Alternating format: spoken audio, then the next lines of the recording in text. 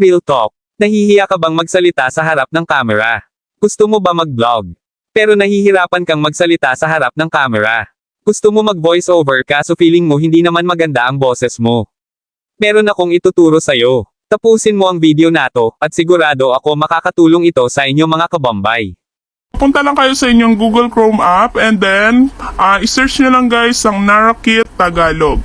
Then click nyo yung text-to-speech Tagalog, then create audio. So dito naman guys, sa format dapat palitan nyo ng MP3 and then sa voice naman guys, pwede kayong mamili kung babae or lalaki yung gagamitin yung voice. Ayan, so sa script dito nyo na po itatype kung ano yung mga gusto nyong sabihin sa inyong mga vlog or sa inyong mismong mga videos. So ito lang yung sinulat kong example.